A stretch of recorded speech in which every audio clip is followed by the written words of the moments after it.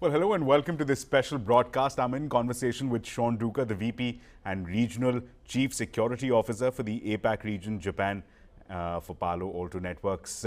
We will be conversing, we will be talking about, we will be exploring the evolving landscape of cybersecurity, and we'll do that in context of a subject that's trending, that's raging, that's artificial intelligence. The US Congress is in fact indulging in various hearings where they've invited top tech titans, the likes of Elon Musk, Mark Zuckerberg, Sundar Pichai, Bill Gates, to understand what the regulatory framework could look like going in the future, what that means in terms of risks posed, and what it means in terms of the needs for innovation. To talk on all of these subjects, we have with us Mr. Sean Duca. Sean, thank you so much for joining us.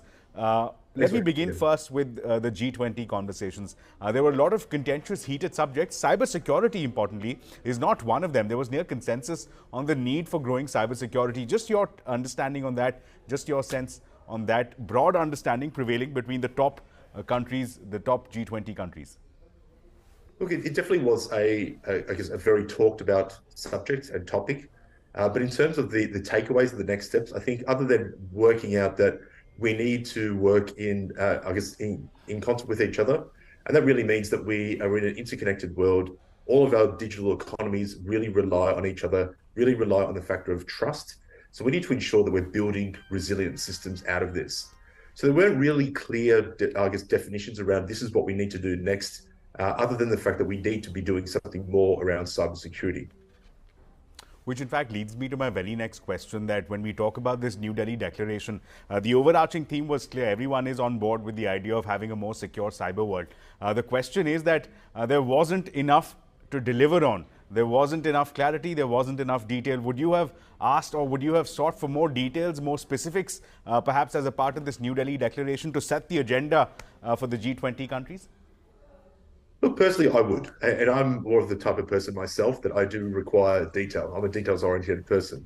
So it really does come down to, let's not have this gray area around what should we do. I think it's a case of we all understand and appreciate that we need to be thinking more around cybersecurity.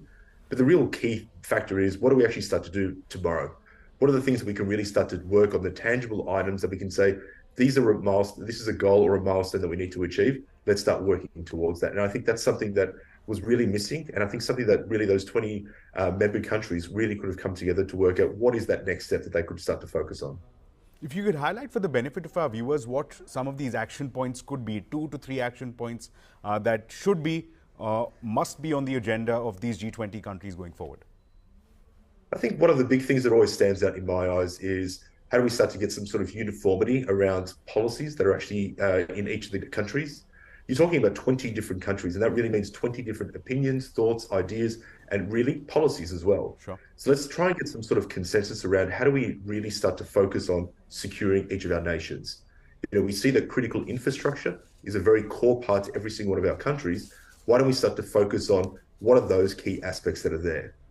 You know, how do we start to secure that? What are things that we should always start to factor in around securing critical infrastructure? Some other parts that I definitely would have liked to have seen or called out is how do we start to ensure that law enforcement is cohesively working together across at least those 20 countries. Many of the laws that were created many, many years ago were probably at the beginning of the internet. Sure. But now fast forward, we're at the point where in 2023, we're very adverse to using the technology that's there. Let's ensure that the laws that actually are there and the law enforcement capability and agencies can really start to work within the realm of what the 2023 is all about. Sure. Let me then ask you a supplementary question. One aspect that did in fact find a mention on the New Delhi Leaders Declaration was DPI, or Digital Public Infrastructure. This is something that India is hoping to pioneer.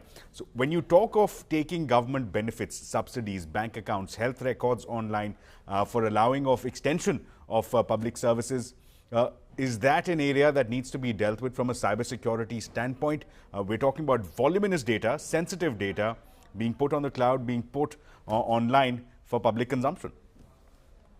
Absolutely. We should always be thinking about how do we protect the data that's there. So irrespective of whether it's my name, email address, my social security number, every single part of these bits of information that are out there, once brought together, could really start to create a way that an attacker could start to really take over my identity. So I think it's incumbent on all of us, whether it's a government organization or even in the private sector, anything that we put out there, anything that we're collecting, we need to protect it. I think that's a fundamental thing that we should always think about. And as we continue to do that march out to public cloud, it's effectively like using someone else's server at the end of the day. So it doesn't make a difference if it's here or there. We still need to think about how do we protect that. Sure. Let's talk about the buzzword these days. That's artificial intelligence. That's on everybody's tongues going forward. Help me understand what this means from a cybersecurity standpoint, what the implications are.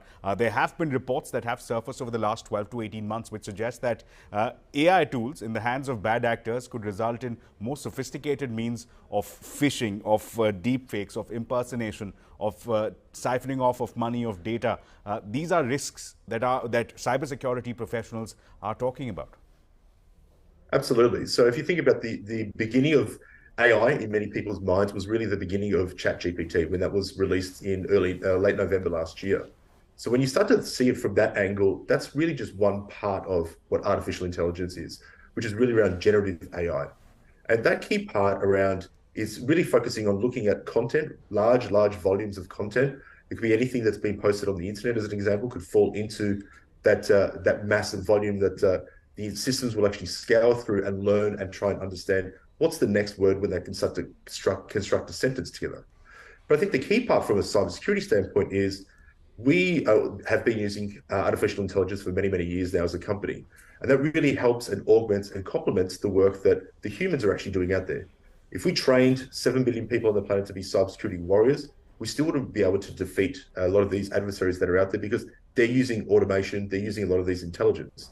So what they're actually doing now is starting to leverage tools like ChatGPT, similar to that one, and even they've created their own one called Fraud GPT, which really focuses on creating phishing emails that look very, very, I guess, correct, if that's probably the best way to describe it, that they could actually potentially bypass a lot of these existing security tools that people are using inside their own environment.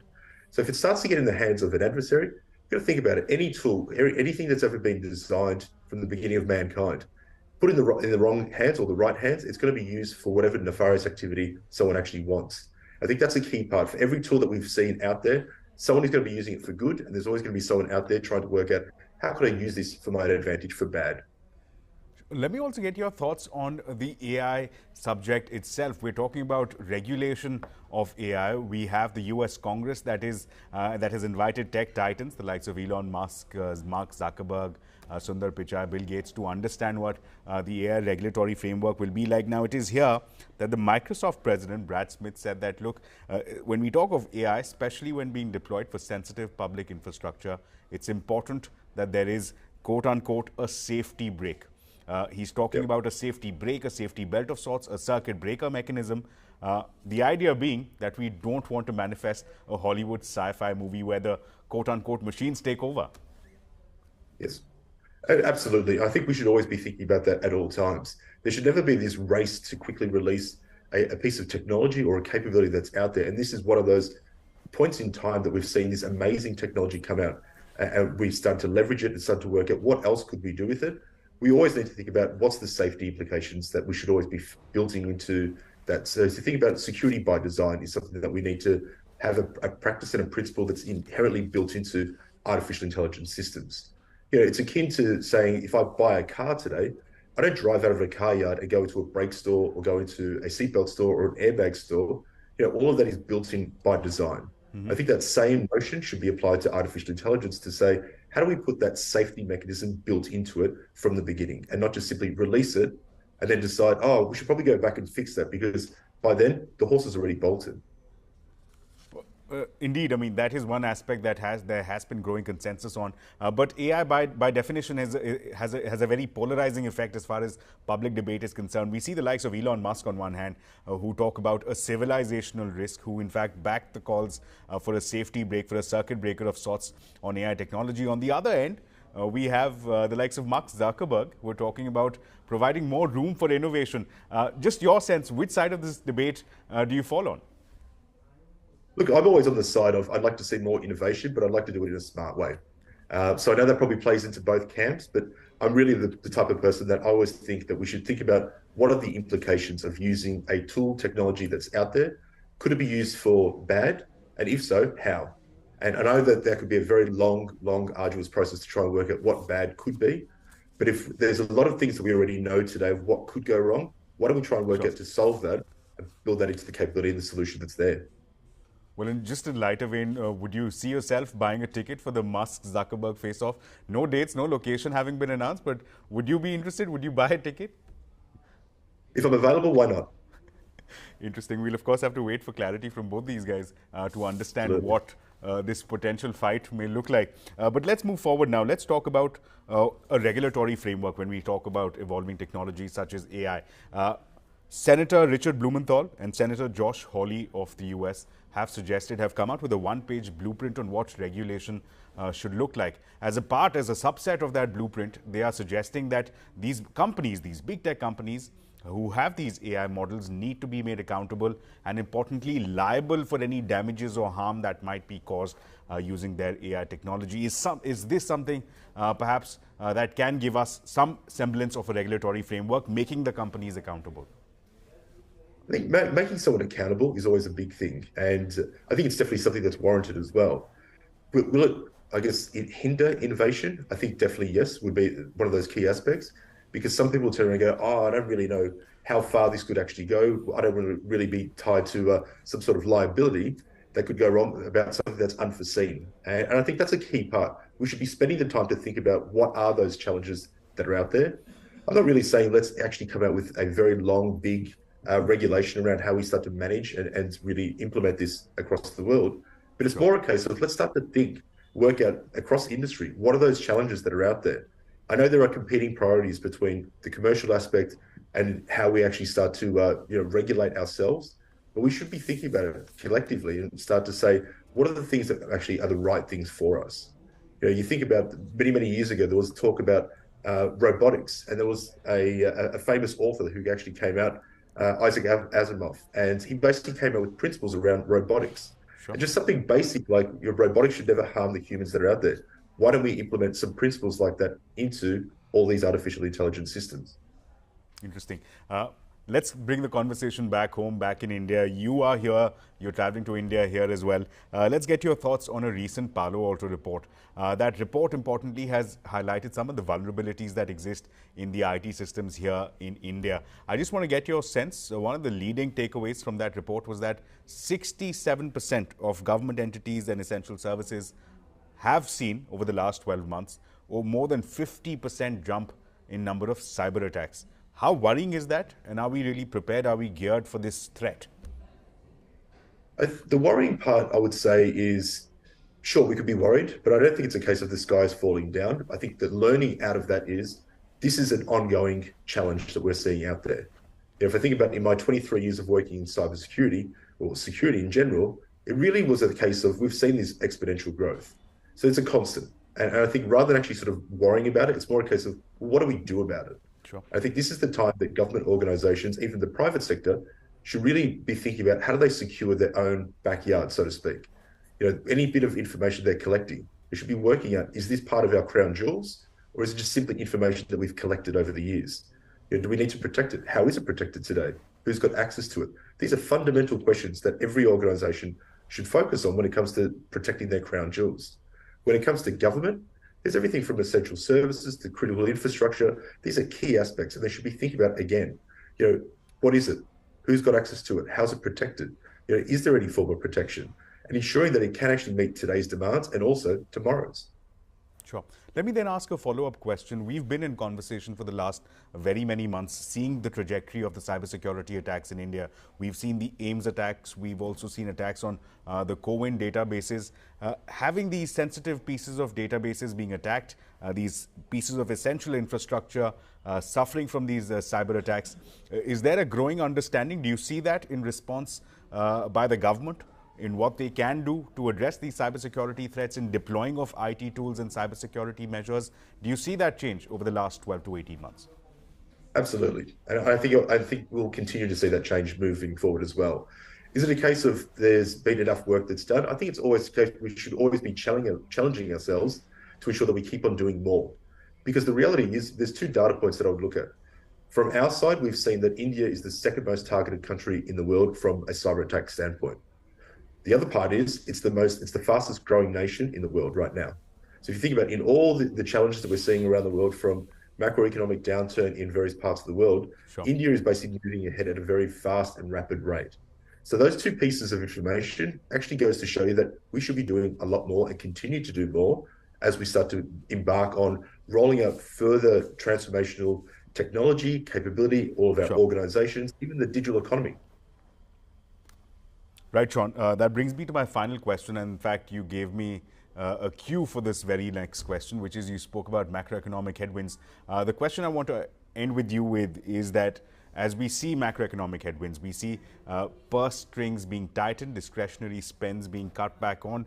Is that something that you see hitting demand going forward? Do you see perhaps a more conservative strategy towards cybersecurity in the next 12 to 18 months? Or do you see perhaps, despite the headwinds, people and companies investing more towards cybersecurity?